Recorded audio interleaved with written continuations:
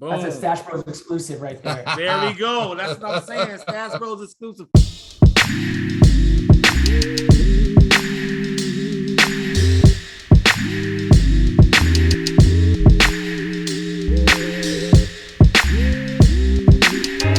Yo, welcome to Comic Books and Chill, the home of these Stash Bros. I'm Mike, chilling with Chris.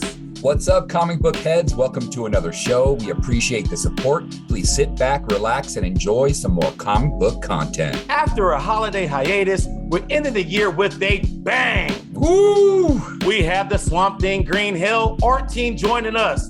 The strong arm of the draw and the Baron of comics, Doug Mahnke and David Basron are here with us today. I'm super excited to have Doug and David back on the show. I'm looking forward to learning more about the premise of this new book, and as always, highlighting their comic book creating skills. Swamp Thing Green Hill came out this week by the superstar creative team of Jeff Lemire, Doug Mahnke, and David Basron. But before we talk to Doug and David, please like, subscribe, hit the notification bell, and please comment. Let's get started.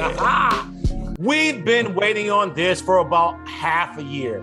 Doug Mahnke's been teasing us with some gory DC project. We have the great Doug Mahnke and David Basron in the house. How you doing? I'm doing really well. Good to see you guys. It's been a while. Happy holidays, man. You too. Happy holidays to you two. How you both doing? Man, just chilling. We've been waiting to hear the exciting news about your project with Jeff Lemire since earlier this year. The cat is out the bag now. Swamp Thing Green Hill is the project, which was released this Tuesday. How did this project come about? Well, I mean, through the good fortune of the fact that Jeff had always wanted to work with me. And we had, at DC, we had just barely grazed the opportunity because I'd done some covers for him for a project that he had done. And it was monster oriented, which is something kind of up his alley and mine. And then a couple of years ago, or maybe 3, I don't even know at this point. It seems like forever, but it's not. we almost relaunched Green Lantern as a team. And then that fell apart for various reasons, which is fine. You know, I don't think it killed either of us. It may have been a preference at the time, you know, for Jeff. I don't even know. But he floated this back towards me, and I really couldn't say no. Because I wanted to work with him. And this was just a perfect, because I'd never done Swamp Thing. I'd done a couple of covers, but it's one of the few things at DC. I mean, there's more, but one of the better known characters that I had never worked on. So, and I knew that Jeff would write a totally unique story, and he has. So it's pretty cool. We've worked together on more projects than I've worked on and more pages than any other artist in comics. We might be having such a relationship in terms of the number of pages that we've done, at least in modern comics, where there hasn't been a tandem that has done as many pages as we have together. I know Jim and Jim Lee and Alex Sinclair, I know they've done a lot of work together, but Doug and I have done a ton of work together over the years. And so when this project came to Doug, he asked me, hey, you know, I asked for you. I told the editors, you know, that I want you. And I said, okay, perfect. Let's do it. Then Chris Conroy, the editor, you know, gave me a call. I've worked with Jeff Lemire before on Bloodshot Reborn. And that went really well. So it just seemed like a good fit for all of us. Has Swamp Thing style changed much since the 70s? I mean, I knew what Swamp Thing looked like. That wasn't a problem. But you can't help yourself but go through and just see how people have interpreted aspects, you know. So yeah, I mean, I went through and I looked at lots of stuff. It wasn't to know what Swamp Thing looked like as much as just to kind of fire up the engines to take it to a nice level. And that's really how that got started. I know Swamp Thing of who he is, what the character is. I got to work with Scott Snyder and Yannick on their Swamp Thing run here and there. New 52 Swamp Thing, right? During the New 52 era. Mm-hmm. Yeah, so it was towards the end of it, but yeah, I got to do a couple, guest spots on that, and I'm stoked to do that. So I'm always a fan of this type of genre in comics. The superhero, non-superhero, supernatural is kind of the way I've always, referred to it. So let's talk about your collaborative relationship with Jeff Lemire. You mentioned he's a busy guy. Yes, he is. You mentioned in a previous interview that you never verbally spoken to Grant Morrison, but you spoke a lot with Jeff Johns. So where is that dynamic with Jeff? For Jeff and I, in the past, actually, and I think we talked on the phone at least once during the process so far. I think we did, yeah. Morrison, it just never, it was all interference run by the editor.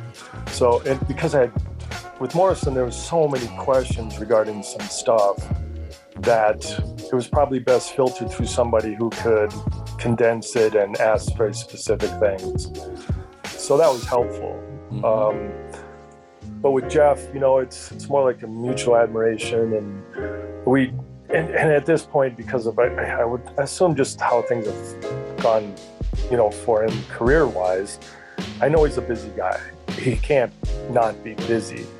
So I tend to just send him, when I might finish a really cool page, I'll send him the page. I'll just text it to him, and like I just wrapped up the third cover illustration, I sent it to him, which then opens up a door to have a little patter back and forth. But it's not real lengthy at this point. But if we collaborate in the future on more stuff, obviously we'll continue to draw closer in terms of, just needing to talk. Right. But, I'm hardly done with this project, so I still have a lot left to go. So Doug, speaking of your art, actually, do you draw your pages in sequence, or do you draw what inspires you first and then kind of fill in the rest? Well, when I sit down, it all depends on how time-intensive stuff is sometimes. At least in the past it did. Sequential is smart in some ways. Of course, you have to go through, first thing you do is go through the script and you find things that are unique in terms of what do I need to know, or I don't know what this is. So you realize you might have to line up some reference or something. So you're not going to start there. So you already know where things are. If things are pivotal to different parts of the story, then you want to try to get a feel for it. And, so you're making notes, and then you find a nice jumping in point.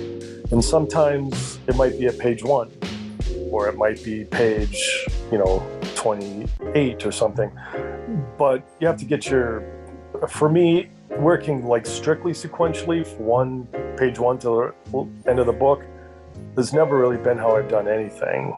It's more along, how do I get this started? It's like first gear. Let's find a first gear page. Okay. Is this an easy page to do? And I'm not going to pick the coolest pages, because you want to kind of warm up into fighting strength to really this page is going to need some really awesome stuff. And I'm still learning a bit about how to best depict things in this book, and we'll just save that for later. Or it might be a page that is diabolically complex and you don't want to start there. It's, especially if it's going to be a hard page. No, that's not going to be the first thing I'm going to do. So like with I'm still working on the second issue.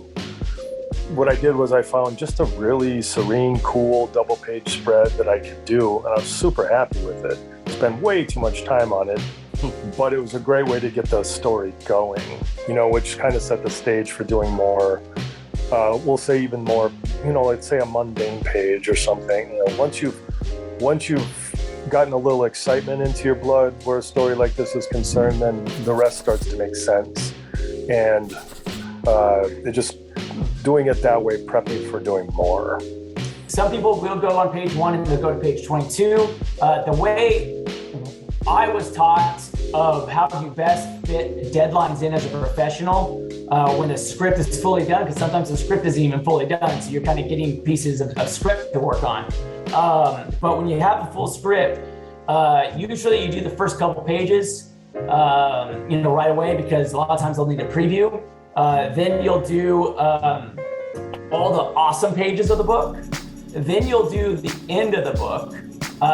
And then you finish, as a deadline quickly approaches, you finish all the other pages that are in between. And the reason for this was that you don't want to knock out pages 1 through 12, run out of time, and then pages 13 through 22 look drastically different. So if you can knock out the preview, which is usually the first part of the book, knock out all the amazing, splash moments that really are supposed to hit home for eternity, hit the ending, and then fill in the story. Usually you have a project, even if it is rushed at the end, you have a project that isn't very noticeable. And Doug is kind of that same thought. So the way I work is, as Doug sends a page, I go by whatever sequence he does. I won't wait for the whole book. If he sends me pages 1 through 3, I color 1 through 3. If he then goes to 18, I go to 18. Then if he goes to 22 through 26, I go through 22 through 26, and so on and so on. Are you and David like a package deal, like Jim Lee and Alex Sinclair? Sometimes I'd say, I'm always going to leave it to the publisher. Because it's their stuff. David knows how I view art, especially the black and white art. And he's always been he always wants the black and white to show. He's very respectful of the black and white. Doesn't want to overshadow it, because when you put a lot of work into something, not everything is designed to be painted over. And so he's got a great sense of that. And that's something that has been with him from the beginning. A strong respect for the inked work, for the black and white, no matter who's inking it. In this case, I am. But when it came time, to select a colorist for this, his name was the first thing I threw out there. And we're completely amicable about it. He says, oh yeah, David's reputation's already out there, seasoned professional in every sense of the word, deadline slayer, gets things done, cleans up my messes when I make them,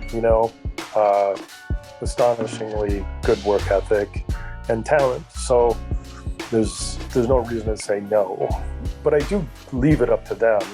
We got a chance to actually see an advanced copy of Green Hell, and you did not lie. There's tons of blood and guts. We loved it, honestly. Could you do blood and guts for the rest of your career? But I don't even hardly watch horror movies, all right? I'm more like an action movie guy. So when I see like the horror that I do, it's usually like in an action vein in my brain. Could I do this kind of stuff for the rest of my life? Yeah, to one degree or another. Not every single page, but I enjoy the visceral stuff. If somebody's getting torn apart, I try to do it in an artful way. If you were to go back and look at, let's say, I'm trying to think, is my jumping in point with Green Lantern. Green Lantern, I think it was 34, 43, I can't remember. 43. Where the Black Hand is, he kills his family and then he blows his own brains out. That's an awesome issue. The horrific sense is not lost on anybody. Nobody wants to open the door and have this happen. There's that tragic aspect to the story. And then, the Black Hand, let's say, charging himself up by, killing himself. But if you look at, when I sat down to draw it, I don't think, oh, this is horrific. I think, how can I make this look interesting or good? Or how how does blood splatter on the ground? I'm thinking about these things, like the radial aspect of when a drop of blood hits and it splatters outward. So if you look at all the little details, and then of course I had Christian Alamy inking absolutely everything I drew perfectly and adding very little to those scenes. Then you get really the artful aspect of horror. You get me thinking, how does this, how to present, this gore. So when the Black Hand blows his brains out, I spent a lot of time thinking about like this helixal type as the blood is leaving and brains are leaving his head, and I draw all of his parts so that it looks, as gross as it might be, because I could have done it real dirty and like stuff all over the place. But no, I was trying to make it engaging and artful and memorable without just making it gross. It's just a lot more, I would say, thoughtful and provoking to the reader, more than just in your face, blood and guts. Even though there are definitely those moments where we just show, hey, that guy's dead. He's clearly dead. It's not Monty Python. There is no knight that's going to keep fighting. The dude got ripped in half. He is dead. What's your favorite moment, whether it be a page or a panel or something like that you got a kick out of from Swamp Thing Green Hell? I think I really like the one where it's a beach scene and he's there and there's stuff, people have been disassembled, so it's doing fun things like that. But at the same time, since I'm like, there's two ways I could approach stuff, like even the monster itself. And if I make them like naturally, like, why would a monster have, well-developed pecs, lats, delts, quads, so it's trying to find that nice middle ground between, there's a human involved here, but then just like the overlay of monstrous stuff happening all over it. Doug, checking out your book yesterday, it was beautiful. Can't wait to pick it up as soon as we can. But I wanted to thank you for joining us. And as always, we wanted to ask, is there anything that you want the Stash fam to know that may be coming up? I have a lot of Green Hell left in front of me. There's so much Green Hell that I'm not done with Green Hell yet. These books are big. So it's just more of that. Swamp Thing is a 3-issue series. Support your local comic book retailer. Make sure you order all 3. It's a huge thing. I'm still a big proponent of stores and that we need pull lists. And for if you're a comic book reader, please establish one. My own personal project, the Publisher Chronicles, can be pretty quickly bought at a lot of different comic stores. But if you don't have it at your comic book store, make sure that your comic book store gets a hold of me and can absolutely ship them directly to them for your own pull list. That's a big thing. But other than that, I just want people to be safe and happy, this new year. We want to thank you again, Doug. You've been tremendously gracious with us. I have a bonus question. I'll be remiss not to ask you a Procreate question. Right, I was about to say. Because you are a Procreate champion, right? Yeah. And so I just got to ask, okay. Have fun, yeah. They look so fun and they're so engaging with the fans. The last thing that I saw, I see a bunch all the time, but I saw a Hulk one recently. Yep. And we know that you're a big, Incredible Hulk fan. And so I just wanted to get a little bit more insight as to why you want to do a Hulk Procreate recently. I have my favorite characters, always have. I may have worked for DC for most of my life, it seems like, but I was a Hulk fan from childhood, I always liked the Hulk. The Hulk thing came out of just the opening scene. I never really finished entirely because I just breezed through it. Because once I got into the idea of the Hulk throwing a grand, huge fit and tearing stuff up and exploding and, that's where the fun engaged. But I just started with just a germ of idea. And then since I'm not a logical animator, I don't lay all this stuff out. Like, how is the story going to go? What's going to happen? Instead, I start animating. I go, oh, that's cool. Let's do this. How about this? So it's, in a way, my animation is way more linear than my comic book work. I'm no organized animator, but I do, once things start rolling out, it starts to have some clarity to it. Like with, I did Batman in the gym. It didn't start off with a gym. It just started off with Batman curling some huge, I don't even know how much these things weigh, 100, 150 pounds, whatever. And then all of a sudden I thought, hey, wouldn't it be cool if Batman had his own gym and maybe the Bane is in there benching, and that's what happens. And so then I started realizing, like, wow, I could do a whole lot with this, so I think, like, that's one that I'm absolutely going to go back very soon and revisit, because what I'm thinking is, and you never know, because I get other ideas and I move on and I forget about the other stuff I've done.